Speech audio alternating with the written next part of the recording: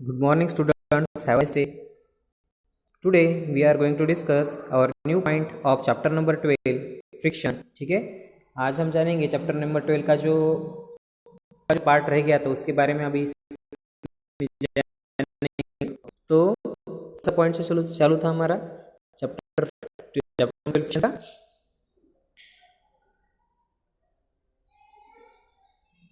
ये वाला पॉइंट चालू था। Okay, Recall your experience when last time you move a heavy box from one place to another. देखो, heavy box हो या कोई हेवी चीज़ हो, इससे पहले आपने देखा होगा जब आप कोई किसी हेवी चीज़ को यहाँ से वहाँ हिलाते हो, ठीक है, या बाय चांस आपने किसी हेवी चीज़ को यहाँ से वहाँ थोड़ा सा भी लेके जाने की कोशिश की तो आपने क्या एक्सपीरियंस किया। If you have no such experience, get experience now. अगर आपने इससे पहले ऐसा कोई एक्सपीरियंस नहीं किया होगा तो आपको ये एक्सपीरियंस करने का है, ठीक है। बहुत ज़्यादा हेवी होंगी तो मत करो, ठीक है, नहीं तो करने को एक जाओगे हो जाएगा दूसरा। What is easier to move the box from rest or to move it when it is already in motion? क्या इजी जाएगा, किसी स्टेबल बॉक्स को यहाँ से वहाँ हिलाने में इजी जाएगा या कोई ऑलरेडी कोई बॉक्स है समझो वो ऑलरेडी मूव हो रहा है, ठीक है, उसको और उसी डायरेक्शन में मूव करना आपको इजी जाएगा, ठीक है। ऐसा यहाँ पे एक क्वेश्चन दिया गया है। The force required to overcome friction. The force required to overcome friction at the instant an object starts moving from rest is a measure of static friction. Static friction means what? कोई समझो stable चीज़ है, ठीक है, ये box है, इसको यहाँ से वहाँ मूव करने के लिए जो आप फोर्स लगाओगे उस फोर्स को क्या कहा जाता है? स्टैटिक फ्रिक्शंस कहा जाता है। The force required to overcome frictions at the instant an object starts moving from rest से मूविंग स्टेट में जाने के लिए जो फोर्स आप अप्लाई करते हो उस फोर्स को स्टैटिक फ्रिक्शंस कहा जाता है।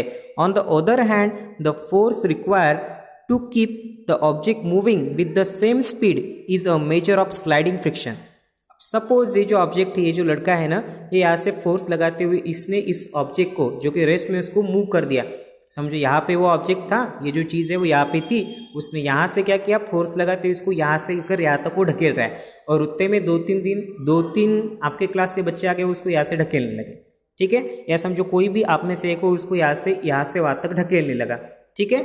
आपको एक्सपीरियंस होगा कि ये जो बॉक्स है ना वो ईजी जा रहा है आपको यहाँ से वहाँ तक ढकेलने के लिए, और ये जो मेजर है किसी मूविंग ऑब्जेक्ट को उसी डायरेक्शन में मूव करने के लिए जो आप फोर्स अप्लाई करते हो उस फोर्स को क्या कहा जाता है? स्लाइडिंग फ्रिक्शन कहा जाता है। क्या कहते हैं उसको? Sliding friction.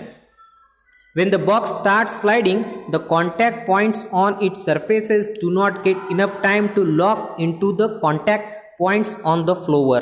So, the sliding friction is slightly smaller than the static friction. Okay? यहाँ पे एक बात मैं आपको बता देता हूँ कि आपने इस एक्टिविटी में देखा है कि क्या होता है, जो सरफेस का जो निचले वाला जो पार्ट होता है वो क्या होता है, वो इस टेबल का जो निचले वाला पार्ट है उसके साथ क्या होता है, वो इस तरह से ऐसा एक दूसरे के अंदर वो धस जाता है, ठीक है, वो एक दूसरे से ऐसे टाइटली पैक हो जाते हैं। ये देखो यहाँ पे ये नीला वाला किसका है? बुक का है, और जो ब्लैक वाला जो है ना वो टेबल का पार्ट है, एक दूसरे के अंदर ऐसा एकदम से पैक हो जाते हैं। ओके, तो इसके वजह से इंटरलॉकिंग होने की वजह से जो ऑब्जेक्ट है वो स्टेबल रहता है, ठीक है। अगर ये इंटरलॉकिंग नहीं होती तो कोई भी ऑब्जेक्ट किसी चीज के ऊपर स्टेबल नहीं रह सकेगा। हम भी जहां पे भी हम खड़े होंगे हम गिर जाएंगे, कहीं पे भी अगर हम खड़े हो और वहां पे फ्रिक्शन नहीं रहा तो हम गिर जाएंगे। ओके, फ्रिक्शन है इसलिए हम जमीन के ऊपर खड़े रह पाते हैं। नाउ अभी स्लाइडिंग फ्रिक्शन ज्यादा स्लाइडिंग फ्रिक्शन जो होता है ना वो हमेशा स्टैटिक फ्रिक्शन से कम होता है। ओके, इस बात को आपको ध्यान में रखने का स्टूडेंट्स की जो स्लाइडिंग फ्रिक्शन होता है ना वो स्टैटिक फ्रिक्शन से कैसा होता है? लो होता है। ओके, स्लाइडिंग फ्रिक्शन क्या होता है? स्टैटिक फ्रिक्शन से कैसा होता है? लो होता है।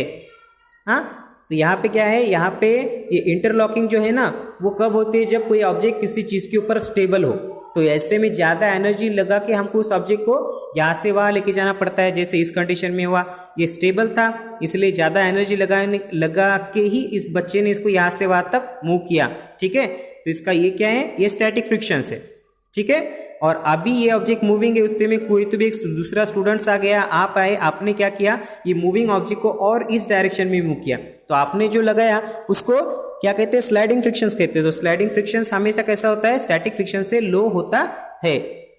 You understand students? Now next